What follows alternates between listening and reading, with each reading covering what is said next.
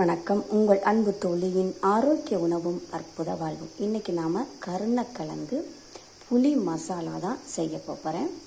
இதுக்கு நான் 1/2 kilo கருணக்கிழங்கை cut பண்ணி கழுவிட்டு தண்ணி ஊற்றி மஞ்சத்தூளும் கொஞ்சம் உப்பும் போட்டு நல்லா வேக வச்சுருக்கேன். ஓகே, தண்ணியை நல்லா வடித்து எடுத்தாச்சு. இப்போ அதே எண்ணெய் சட்டியை கழுவிட்டு ஆயில் விட்டுக்கலாம். இப்போ இதில் 4 ஸ்பூன் ஆயில் விட்டுருக்கேன். ஆயில் ஹீட் ஆனதும் 1/2 டீஸ்பூன் சோம்பு, சின்னதாக ஒரு பட்டை, 3 கிராம்பு, 3 ஏலக்காய், 1 இனுக்கு கருவேப்பிலை, 1 ஸ்பூன் மிளகாய்த்தூள், 1/4 ஸ்பூன் மஞ்சள் தூள், 1 ஸ்பூன் கரம் மசாலா. இதை லைட்டாக வதக்கி விட்டுட்டு இந்த வேக வச்ச கருணக்கிழங்கை இதில் போட்டுடலாம். ஒரு கரட்டி விட்டுட்டு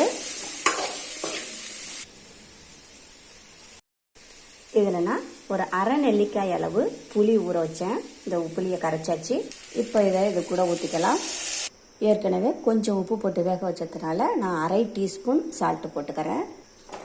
இதை மிக்ஸ் பண்ணி விட்டுட்டு இதை புளி தண்ணி சுண்டுற அளவுக்கு வேக வைக்கலாம். கிழங்கை ஃபஸ்ட்டு நாம் அரை வேக்காடாக தான் வேக வச்சு எடுத்துக்கிடணும். அது வேக வைக்க வேண்டியதில்லை. ஏன் வேக வச்சு தண்ணியை வடிக்கிறோம்னா அதில் அரிப்பு இருக்கும். நாக்கெல்லாம் நம்மன்னு அரிக்க ஆரம்பிச்சிடும். அதனால தான் அதை ஃபஸ்ட்டு அரை வேக்காடாக வேக வச்சு தண்ணியை வடிச்சிட்டு அதுக்கு பிறகு நாம் மசாலா சேர்த்து செய்கிறோம். ஓகே, நல்லா சூப்பராக வெந்துருச்சு. இப்போ நாம் ஸ்டவ்வை ஆஃப் பண்ணிக்கலாம்.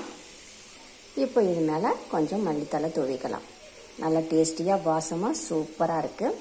கொஞ்சம் காரமாகவும் இருக்கும். இது ரசம் சாதம், கஞ்சி சாதம், தயிர் சாதம், தேங்காய் பால் சாதம், இது எல்லாத்துக்குமே சாப்பிடலாம்.